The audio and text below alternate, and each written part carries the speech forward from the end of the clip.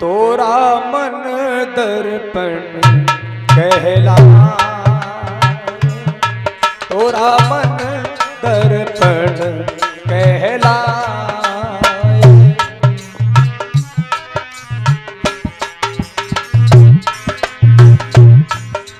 एक विद्वान कहता है,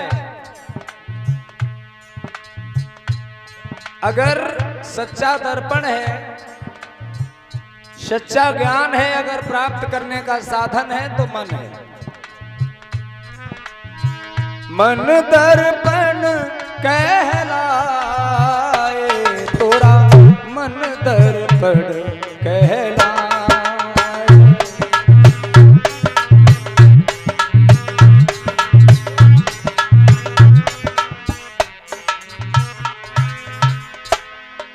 अगर ये बात समझ में आ गई तो भगवान बुद्ध का ज्ञान समझ में आ जाएगा। भगवान बुद्ध कहते हैं कोई ईश्वर नहीं है, और एक भगवान बुद्ध नहीं कहते, बहुत लोग कहते हैं।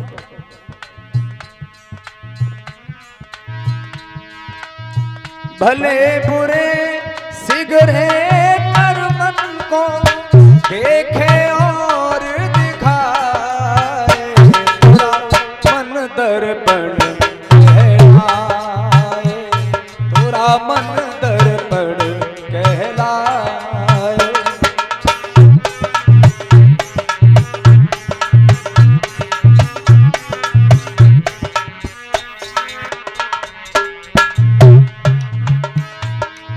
विद्वान लिख रहा है, मन क्या है? मन ही देवता, मन ही ईश्वर, मन से बड़ा न को।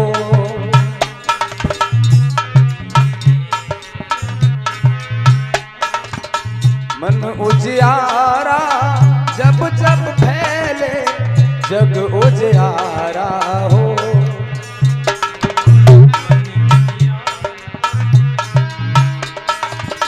इस उजले दर्पण पर प्राणी धूल न जमने पाए, तोरा मन दर्पण कहलाए, तोरा मन दर्पण कहलाए, तोरा मन दर्पण कहलाए, तोरा मन दर्पण कहलाए। मन ही देवता, मन ही ईश्वर। अब आप समझिए, कुछ लोग कहते हैं मन सबसे बुरा है, कुछ लोग कहते हैं मन मर जाए तो फिर समझो सब काम सफल हो जाए। लेकिन भगवान बुद्ध कहते हैं मन कोई मार ही नहीं सकता, क्योंकि मन अच्छे और बुरे दोनों कर्मों को जागृत करता है, दोनों कर्मों का संकल्प करता है। शरीर क्रिया कब करता है? एक बार मन संकल्प करता है, और संकल्प करके मन चित्त को सौंप देता है। चित्त किसी चीज को, जो मन में संकल्प होता है, चित्त उसकी तस्वीर बना करके मस्तिष्क को सौंप देता है, और मस्तिष्क में जाते ही वो इंद्रियों को सौंप देता है और क्रियाएं शुरू हो जाती हैं। लेकिन स्पीड बहुत है, इसलिए आपको पता नहीं चलता कौन क्या कर रहा है। मन जैसे कंप्यूटर में माउस होता है, माउस क्लिक करता है कंप्यूटर खुल जाता है। जिस तरह मैं बता रहा हूं, क्लिक करने पर सबसे पहले क्या खुलता है? डिस्प्ले खुलता है, डिस्प्ले खुलता है ना। ऐसे ही मन अगर सबसे पहले अपना काम करता है तो आपका चित्त खुलता है, आपकी आंखों का चित्त। मन दर्पण कहलाए, तोरा मन दर्पण कहलाए, तोरा मन दर्पण कहलाए, तोरा मन दर्पण कहलाए, तोरा मन दर्पण कहलाए।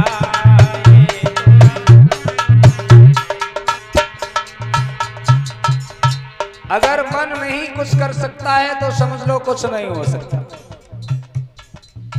कुछ लोग कहते हैं सब कुछ ईश्वर करता है, ईश्वर तो सबके अंदर बराबर होता है,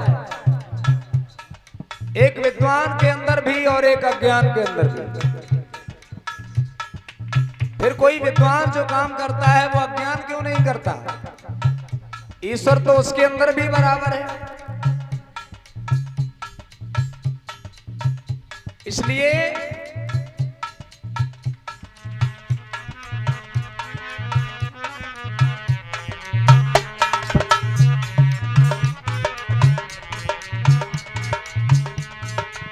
सुख की कलियां दुख के कांटे मन सबका आ जाए।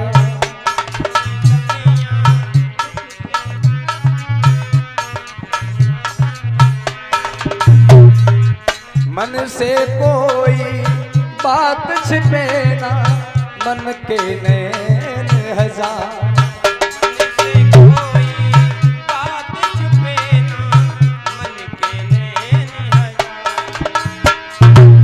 जग से चाहे भाग ले कोई, मन से भाग न पाए। तोरा मन दर्पण कहलाए, तोरा मन दर्पण कहलाए, तोरा मन दर्पण कहलाए, तोरा मन दर्पण कहलाए, तोरा। ईश्वर बहुत शक्तिशाली बताया जाता है। ईश्वर सबको देखता है, लोग कहते हैं ईश्वर चलता है, ईश्वर सब कुछ करता है। और मैंने तो ये देखा है कि लोग मूर्तियों के अंदर प्राण प्रतिष्ठा करते हैं, मतलब प्राण डाल देते हैं। अब मैं आपसे पूछना चाहता हूं, अगर मूर्ति में प्राण डाल दिए गए तो फिर पुजारी मंदिर में ताला क्यों लगाता है? किसी आदमी को कमरे में बंद कर दो, बाहर से ताला लगा दो, आपको किसका डर है? चोर का डर है, किस मूर्ति का डर है कहीं ये घर से लेके ना भाग जाए?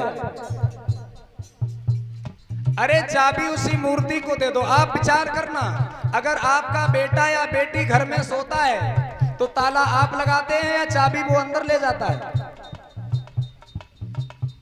अंदर सोने वाला हमेशा ताला अंदर से लगाता है। क्यों? क्योंकि उसे अपनी मर्जी से बाहर भी निकलना है। लेकिन पुजारी ताला बाहर से लगाता है, कहीं पीतल के घंटे लेके कहीं भगवान भाग न जाए।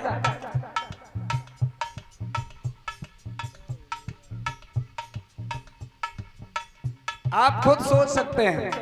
अब ये डर नहीं, पता नहीं समझ में आ रहा है कि चोर का डर है या भगवान का डर है। अगर भगवान का डर है तो फिर ताला बाहर से लगाया जाए, कोई बुरी बात नहीं। चोर का डर है तो भगवान को चाबी दे दो, वो अपना अंदर लगा लेंगे। लेकिन मैं तो कहता हूं कि भगवान को ताला लगाने की जरूरत ही क्या है, कि वो तो भगवान है, शक्तिशाली है। अंगुलीमाल भगवान बुद्ध के सामने आया, भगवान ने क्या कोई तलवार उठाई थी? क्योंकि भगवान शक्तिशाली होते हैं और भगवान को ना हथियार की जरूरत होती है और ना किसी चाबी और कुंजी की जरूरत है। इसका मतलब ये हुआ कि कोई ईश्वर नहीं है, ईश्वर के नाम का हम लोगों को जबरदस्ती ठप्पा लगाया जा रहा है। कोई प्राण प्रतिष्ठा नहीं कर सकता, कोई किसी में प्राण नहीं डाल सकता। अरे बार बार पत्थर की मूर्ति में प्राण क्यों डालता है? अगर गांव का कोई मर जाए तो उसमें प्राण डाल दे, वो तो तैयार है, उसमें आंत भी है, आंखें भी हैं, केवल बोलना बंद हुआ है, लेकिन उसमें नहीं डालेगा, केवल पत्थर की मूर्ति में डालेगा। और वो भी पूरी तरह, न उसमें आंत है, न पेट है, न आंखें हैं, न दांत है, कुछ नहीं। और उसी के सामने रोजाना खाना लेके बैठेगा, लो खा लो। मैं आपको बता रहा हूं, समझने की जरूरत है। इसी को आडंबर और अंधविश्वास कहते हैं, इसी को पाखंडवाद कहते हैं। अगर प्राण प्रतिष्ठा करने की क्षमता है तो जो पंच शरीर बना हुआ है, जिसमें सब कुछ है, उसमें प्राण डाल दे। क्योंकि प्राण डालने की क्षमता नहीं है। प्राण के नाम से, प्राण प्रतिष्ठा के नाम से केवल दक्षिणा लेने का काम करता है। इसलिए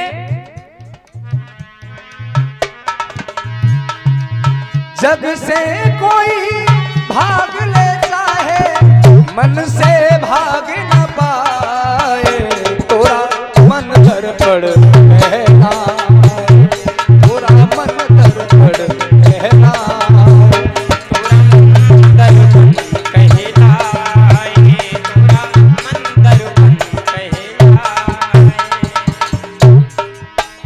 विद्वान कह रहा है, चलती दौलत ढलती छाया, मन का धन अनमोल।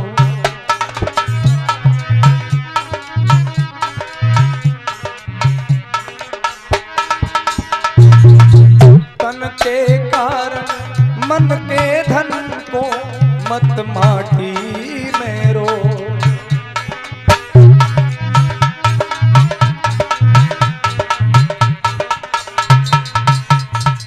भगवान बुद्ध ने कहा कि अगर ईश्वर है तो दुनिया में इतने प्राणी हैं जिनको बिल्कुल ईश्वर की जरूरत नहीं पड़ती है, वे कैसे जी रहे हैं?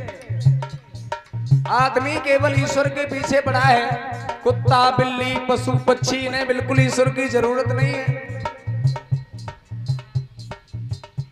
क्या कुत्ते को ईश्वर की जरूरत है? क्या बिल्ली को ईश्वर की जरूरत है? केवल जरूरत है तो इंसान को जरूरत है, और वो भी केवल भारत के इंसान को जरूरत है।